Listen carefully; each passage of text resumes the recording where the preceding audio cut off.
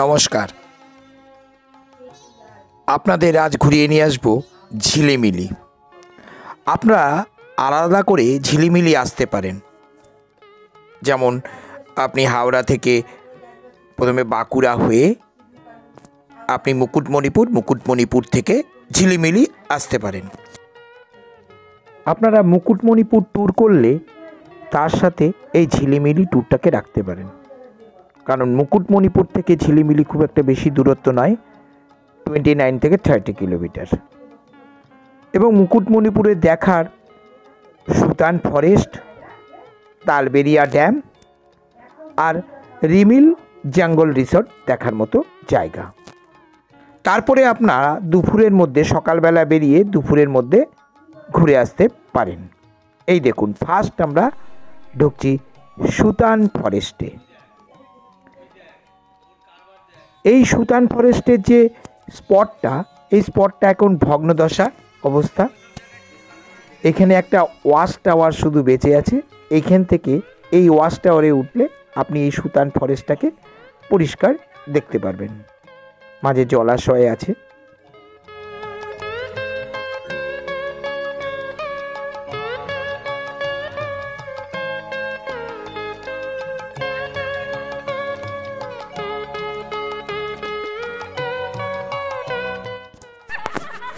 এই যে দূরে দেখতে পাচ্ছেন যে রিসোর্টটি আছে, ওই রিসোর্টটি এখন লোকজন থাকে না, তালাবন্ধ অবস্থায় আছে। আর এই যে ওয়াচ টাওয়ারটা, আর একটু লক্ষ্য রাখুন, এইখানে গাড়ি পার্কিং করা হয় এবং এইখান থেকে ওই গেস্ট হাউসে যেতে পারেন। এখন খুব খারাপ অবস্থা, এখানে লোকজন না আসলেই চলে। এরপরে আমরা এসেছি তালবেরিয়া ড্যাম। খুব সুন্দর ড্যামটি, সিনিক বিউটি এত সুন্দর, আপনি না আসলে বুঝতে পারবেন না। দারুণ সুন্দর ড্যামটা,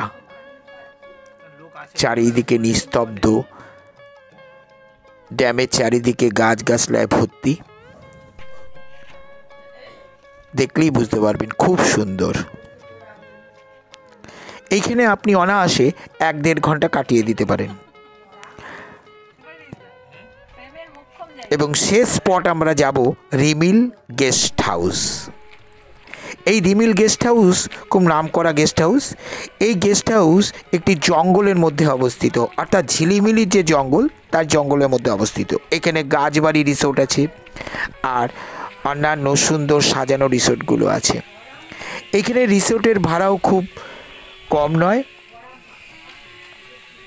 আমি ডেসক্রিপশন বক্সে আমি ফোন নাম্বার জঙ্গল রিসোর্টের দিয়ে দেবো, আপনারা সেখানে কন্ট্যাক্ট করে মোটামুটি রুম রেন্ট পুরোটা জানতে পারবেন। আমি এখন পুরো জঙ্গল রিসোর্টটা ঘুরে আপনাদের দেখাচ্ছি। এখানে সমস্ত রকম অ্যারেঞ্জমেন্ট আছে, এখানে রেস্টুরেন্ট আছে, এখানে এন্টারটেনমেন্ট করার বিভিন্ন জিনিস আছে, যেখানে বাচ্চারাও এন্টারটেন করতে পারে, সেই রকম ব্যবস্থা আছে।